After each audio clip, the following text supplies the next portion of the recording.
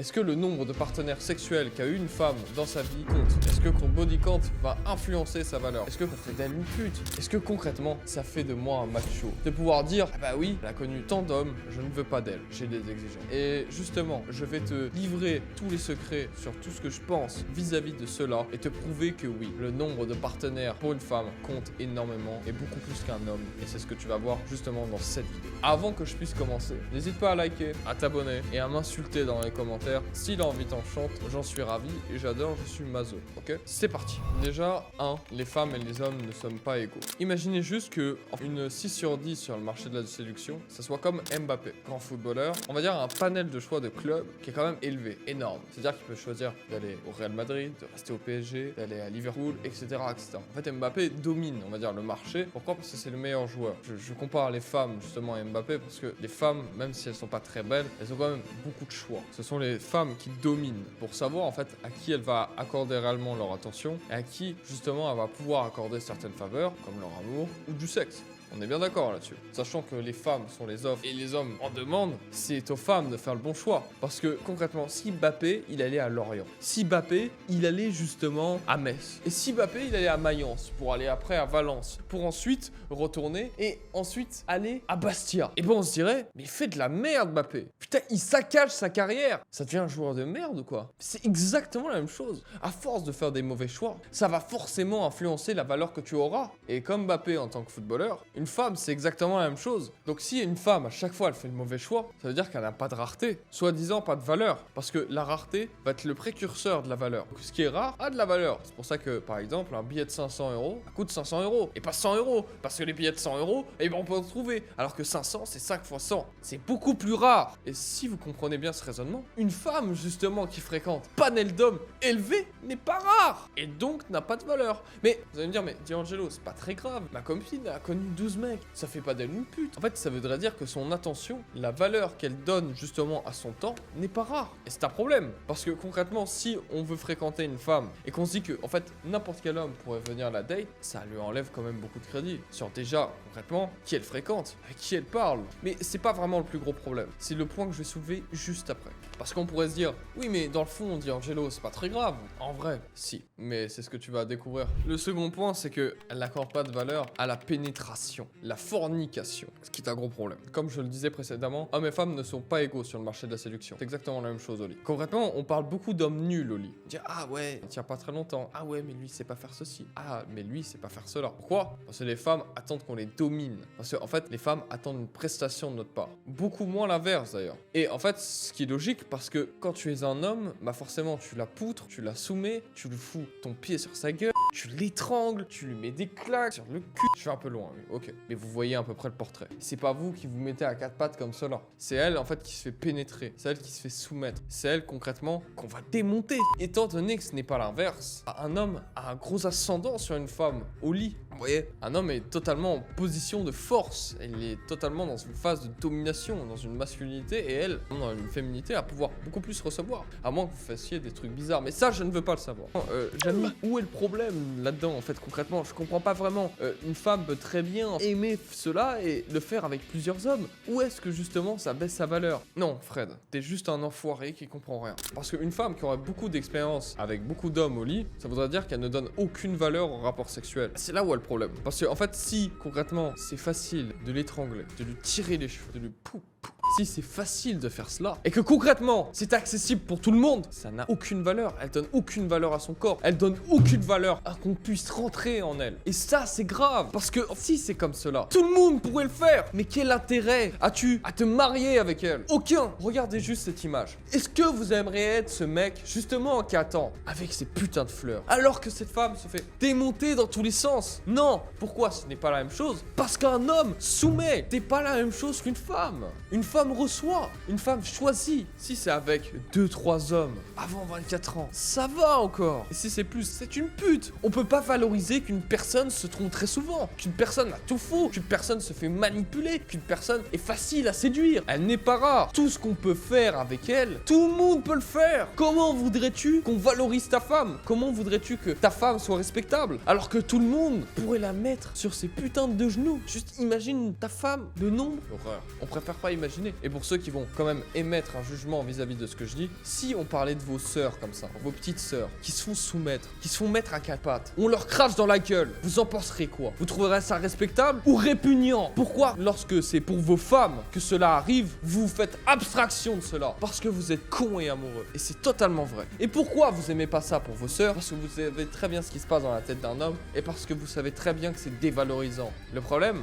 c'est que beaucoup de femmes ne le comprennent pas. Parce qu'on leur explique pas que c'est dévalorisant. On va juste les punir pour cela. S'il faut pas faire, faut pas être avec le bâton, mais faites avec la carotte. C'est oui, mais écoute, si tu fais ça, on va te voir comme une pute. Donc il faut mieux que tu le fasses pas. Et si tu veux trouver un homme respectable, bien entendu. Donc en fait, valeur et virginité avec un panel d'hommes qui ne doivent pas avoir forcément beaucoup de qualités. Et c'est là où est le problème. Parce que si une femme choisit, elle devrait être en mesure de bien choisir, étant donné le panel de choix qu'elle a. Mais si elle choisit de se soumettre à tout le monde, quelle valeur a-t-on à la soumettre? Quelle valeur justement a-t-on à la marier? Quelle valeur a-t-on à l'enfanter? Parce que personne va engrosser une pute. Et quand je dis personne, c'est personne. Même le mec féministe, il voudrait pas. Et si ce con voudrait, il se ferait tromper, bien entendu. Mais en fait, ce qui est encore plus grave, c'est ce que je vais t'apporter comme élément juste après. Mais si tu aimes cette vidéo, n'hésite pas à la liker, la commenter, m'insulter, me complimenter. Je suis beau, ça serait sympa. Et la partager. Ok, suivant. Troisième point, l'attache émotionnelle. Étant donné que nous savons que les femmes ont besoin d'attache émotionnelle pour pouvoir vous faire confiance, concrètement, elle va faire confiance, moins, en fait, cette attache va pouvoir durer sur le long terme. Je vois cela comme un peu de la vente. Pour qu'il y ait une vente, on est d'accord, il faut un lien de confiance entre le vendeur et le client. Sinon, il n'y a pas de vente. Il faut que le client puisse se projeter, qu'il vous fasse réellement confiance, qu'il voit justement votre boutique, que vous avez des belles choses, etc., etc. Ça paraît totalement logique. D'accord. Bah, c'est exactement la même chose pour les femmes. Pourquoi est-ce qu'elles ont besoin de ce lien de confiance et pas les hommes? Parce que les femmes vont se faire pénétrer. Donc, forcément, elle a besoin d'un peu t'apprécier pour que tu puisses la fourrer. Alors qu'un homme fourre, pénètre, ça n'a rien à voir. Un vendeur n'a pas besoin de la confiance de son client pour pouvoir lui vendre. Il a juste besoin de lui vendre. A contrario, un client a besoin de faire confiance au vendeur parce qu'il a pas envie de se la faire mettre. Et c'est totalement logique. Et bah, c'est à peu près le même principe pour vraiment une chose, parce qu'on n'a pas les mêmes rôles. Et je vais prendre deux exemples qui le prouvent. Il y a déjà la prostitution. La prostitution marche pour les hommes. Pourquoi? Parce que les hommes n'ont pas besoin d'attache émotionnelle pour pouvoir désirer. Ça veut pas dire que les femmes ne peuvent pas le faire. Non, c'est-à-dire qu'il va désirer de manière mécanique. Il va voir quelque chose qui lui plaît, je vous fais pas de dessin. C'est pour ça que la prostitution marche. Parce que c'est un échange, billets, argent, sexe, c'est fini. Après, le mec passe à autre chose. Et il pourra inviter sa femme justement à aller aux Bahamas. Pour une femme, c'est impossible de faire cela. Mais aussi la seconde raison, c'est la séduction. Pourquoi est-ce que les hommes s'amusent à séduire? Et c'est ce que je disais précédemment, c'est un peu comme de la vente. C'est parce qu'il faut forcément cette attache émotionnelle. S'il n'y avait pas besoin d'attache émotionnelle, et si les femmes fonctionnaient comme les hommes, on s'amuserait pas à séduire. On dirait, ah ouais, tu me plais, tu veux niquer? Ok, très bien. Et bah allons-y. En fait, ça se passerait de manière beaucoup plus directe, mais ce qui casserait un petit peu aussi peut-être le plaisir dans la séduction, mais ce qui casserait aussi le plaisir dans le fait de pouvoir fourrer. Et concrètement, cet aspect séduction, émotionnel, le rire, le bonheur, etc., qu'en fait, qu'on est obligé avoir une faveur de la part d'une femme. C'est de la séduire, c'est de lui vendre en fait que notre présence est intéressante et que t'inquiète pas, ça va bien se passer. Au fond, c'est cela. Parce que les femmes ont besoin d'être mises en confiance, c'est totalement logique. Mais là, vous allez me dire, mais Tiangelo, où veux-tu en venir, bordel de con? Et je comprends très bien. Là où je veux en venir, c'est que plus en fait elle va faire confiance à beaucoup d'hommes, plus son attache émotionnelle va être réduite. À un moment, même son attache émotionnelle ne va même plus conditionner un rapport sexuel. Enfin, se faire niquer, se faire poutrer salement par même un homme qu'elle n'aime pas. Ou concrètement, elle n'a pas d'attache émotionnelle vis-à-vis de cet homme. Et là, ça devient très grave. Parce que cette femme, en fait, commence à avoir des caractéristiques masculines. Mais sauf que la première caractéristique masculine est le fait de pouvoir dominer son environnement. Mais alors elle, ça serait qu'elle fonctionne comme un homme, mais pour pouvoir se faire dominer. Est-ce que vous voyez où est le problème? Donc là, elle se fait encore fourrer plus facilement. Et là, c'est mort. C'est mort. Tu ne pourras plus sortir avec elle. Parce que ça soulève encore un autre point, c'est la loyauté. Qu'est-ce que va demander un homme à une femme? Étant donné que les femmes ont beaucoup de choix, c'est de la loyauté. Parce qu'une femme pourrait te tromper beaucoup plus facilement que toi. Mais à partir du moment où elle peut niquer juste par plaisir comme toi, et qu'elle a beaucoup plus de choix, et qu'elle a connu un nombre de partenaires énorme, est-ce que tu crois réellement qu'elle ne va pas le faire? Est-ce que tu crois réellement que cette femme va en rester là? Bien sûr que non. Elle va te tromper, parce qu'elle verra même plus où est le problème. Parce qu'elle se dira, oui mais c'est pas grave, c'était que un soir. Comme pourrait penser un homme. Et là, ça devient très grave. Parce que cette femme est devenue masculine. Mais masculine, non, parce qu'elle domine pas en fait. Elle domine juste le marché de la séduction, mais elle domine pas le rapport sexuel. Donc en fait, ça devient de plus en plus facile d'étrangler ta femme. Est-ce que tu vois où est ce putain de problème? Est-ce que tu vois en quoi le body count compte aujourd'hui? Une femme qui a un fort body count, elle trompera forcément. Et c'est la même chose pour les deux sexes. Un homme qui a connu 50 femmes et une femme qui a connu 50 hommes l'homme avant la relation ne pourra jamais se contenir vis-à-vis d'une seule personne durant le restant de ses jours. Impossible. Et croire cela, c'est être dans un déni profond. Donc au final, les femmes avec un fort body count font les mauvais choix, perdent leur féminité, perdent leur rareté, font beaucoup de mauvais choix, sont très naïves, très manipulables, perdent beaucoup en valeur, sont soumises facilement et par n'importe qui. Égal pute. Voilà. Et est-ce que maintenant dire ça est vraiment misogyne ou est juste réel? Parce qu'on pourrait se dire, mais ce mec est vraiment misogyne. Je pense pas que je sois misogyne. Je pense que à l'inverse, j'aime les femmes qui se respectent, mais par contre, je n'ai pas de respect vis-à-vis d'une femme qui ne va pas se respecter. Est-ce que vouloir le meilleur justement pour les femmes afin qu'elles ne fassent pas des putes, est-ce que c'est vraiment être misogyne? Je ne crois pas. Je pense que c'est plutôt être bienveillant. Les réels misogynes sont les féministes qui justement approuvent ce genre de choses et disent que ces choses-là sont bien, alors que ces choses-là détruisent les nouvelles générations en réalité. C'est elles les réels misogynes. Donc en fait, non, c'est pas misogyne de penser ainsi. Et c'est ce que je vais t'expliquer. Pourquoi c'est pas misogyne? Parce que il y a une notion de marché. Les hommes et femmes, nous sommes différents sur le marché de la séduction. Étant donné que les femmes ont beaucoup plus de pouvoir, pour un homme, il est beaucoup plus dur de pouvoir s'imposer sur celui-ci. Soit disant, il faut qu'un homme développe certaines caractéristiques beaucoup plus élevées que pourrait développer une femme, parce qu'une femme a déjà de la valeur en entrant dans ce marché. Pour les hommes, il y a quelques barrières. Il faut être en place pour ceci, pour avoir cela. Il faut développer des compétences sociales, du charisme, blablabla, blablabla. C'est pour cela qu'il est beaucoup plus valorisant pour un homme de pouvoir dominer d'autres femmes, parce que c'est masculin, ça va, et ça vient du fait de pouvoir dominer son environnement. Mais surtout, ça prouve que c'est un homme qui a travaillé sur lui. C'est pas le mec qui a rien foutu en se mettant les mains dans les couilles. Vous voyez ce que je veux dire? Alors qu'une femme peut très bien attendre toute la journée, de toute façon recevoir des DM. Et même à 3 sur 10, une grosse qui se fout sur Tinder. Et ça, c'est vrai. Donc, dire que les hommes et les femmes, c'est la même chose à ce niveau-là. C'est faux